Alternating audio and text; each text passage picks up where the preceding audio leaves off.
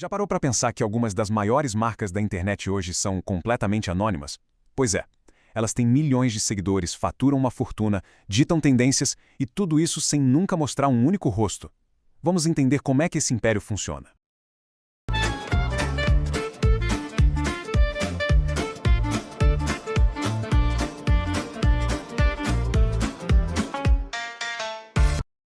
Olha só esse número, mais de 10 milhões de dólares. E não tá errado não.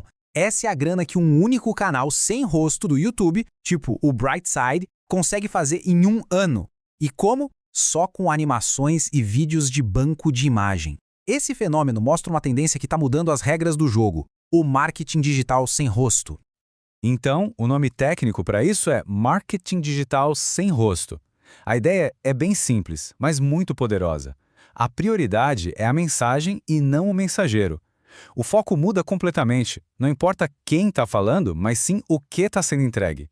Pode ser conhecimento, entretenimento ou só uma estética legal. Tá, mas a grande pergunta é, por que isso funciona tão bem? Como é que uma coisa que parece ir totalmente contra a ideia de marca pessoal, que todo mundo fala, pode ser tão eficaz? A resposta, pelo que tudo indica, está na nossa cabeça, na psicologia. E aqui está a ideia central. O anonimato funciona quase como um código de trapaça psicológico. Ele aciona uns gatilhos mentais bem poderosos que prendem a atenção do público de um jeito que, muitas vezes, as marcas pessoais nem conseguem. Basicamente, esse atalho funciona de 4 formas. Primeiro, ele cria o que chamam de lacuna de curiosidade. O mistério faz a gente querer saber mais. Depois, constrói uma confiança sem ego, porque parece que o conteúdo é para a comunidade e não para inflar o ego de alguém. Também tem a identificação livre de preconceitos. Sem o rosto, não importa gênero, idade, nada. A conexão é com a ideia. E claro, para o criador, o anonimato da privacidade e segurança. Para entender o poder da curiosidade, o melhor exemplo é o artista Banksy.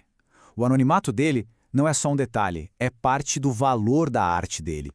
Não saber quem ele é cria um fascínio que faz o trabalho ser ainda mais desejado.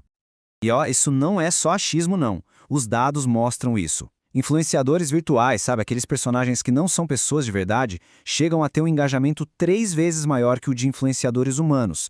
Isso mostra que as pessoas se conectam de verdade com a ideia, com a estética, às vezes até mais do que com uma pessoa real. Beleza, já entendemos a teoria, o porquê da coisa funcionar. Agora vamos para a parte prática, o como.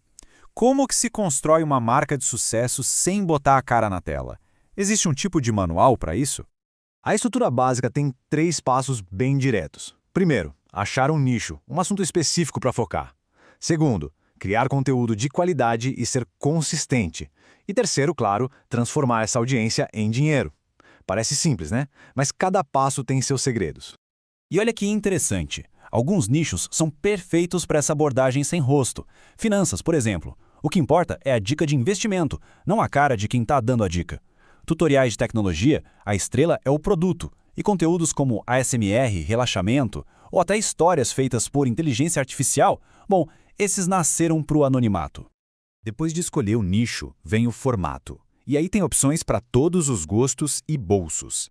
Fazer um tutorial gravando a tela do computador, por exemplo, dá pouco trabalho e é ótimo para o YouTube. Vídeos de humor só com texto bombam no TikTok e no Instagram. Já se quiser algo mais elaborado, como animações ou vídeos com narração e imagens de banco, o esforço é um pouco maior, mas funciona bem em várias plataformas. Ok, nicho e conteúdo definidos. Mas agora vem a pergunta de $1 milhão. Ou melhor, de 10 milhões de dólares, como a gente viu lá no começo. Como é que isso vira dinheiro de verdade? E essa é, sem dúvida, a pergunta que todo mundo faz. Afinal, sem um rosto para criar uma conexão, para ser o garoto propaganda da própria marca, como é que a grana entra de forma constante? Bom, a resposta é que a grana vem de vários lugares. As fontes de renda são bem diversas. Marketing de afiliados costuma ser o principal, indicar produtos e ganhar comissão. Vender produtos digitais, tipo cursos e e-books, também é uma mina de ouro. E claro, tem a receita de anúncio do YouTube, patrocínios de marcas e até bônus que plataformas como o Instagram pagam para quem cria conteúdo. E para não parecer que isso é só teoria, olha esse caso real. $9 mil. Foi o que um usuário do Reddit ganhou em um único mês com uma conta sem rosto, só vendendo produtos digitais e com marketing de afiliados. É a prova de que o modelo realmente funciona. E não foi um caso isolado, não. Outra pessoa lá no Reddit fez $1.600 em um mês, só com os bônus que o Instagram paga. Isso mostra que, às vezes, nem precisa vender nada, só criar um conteúdo que engaja já pode ser muito lucrativo. Mas, claro, nem tudo são flores. Essa estratégia de ser anônimo tem seus riscos e levanta umas questões éticas bem complicadas. É super importante entender esse lado mais sombrio da história. Alguns desafios são bem práticos. Primeiro, ganhar a confiança do público sem mostrar a cara dá muito mais trabalho. Também tem o risco de cometer umas gafes culturais, principalmente com memes, que pode ser um tiro no pé. O anonimato, infelizmente, também pode ser usado para aplicar golpes. E por fim, a marca fica totalmente dependente da consistência. Uma pausa maior e já era, o público esquece. Mas tem um paradoxo ainda mais profundo nisso tudo. Pensa só, o marketing digital, que é a base para ganhar dinheiro com isso, é obcecado por personalização. Ele quer saber tudo sobre cada um de nós, coletar nossos dados para direcionar os anúncios certos. E aí que está a grande contradição. A mesma ferramenta que depende de saber tudo sobre as pessoas está sendo usada por criadores que se recusam a compartilhar a própria identidade. É uma tensão bem no coração desse modelo de negócio. O conflito fica bem claro aqui. De um lado, o objetivo do criador, anonimato e privacidade. Do outro, o método do marketing, personalização e coleta de dados. Como é que essas duas forças tão opostas conseguem existir juntas? Essa é uma questão ética que a gente só começou a arranhar a superfície na era digital. Então, para resumir a história, o marketing sem rosto é sim um modelo de negócio que funciona e que pode crescer muito. O sucesso dele depende de entregar valor, achar o nicho certo e ser consistente.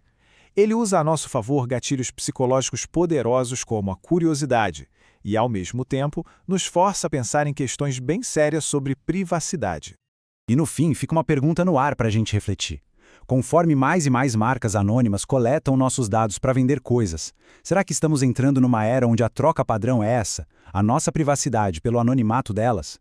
É uma questão que vai muito além do marketing e afeta o centro da vida digital de todo mundo.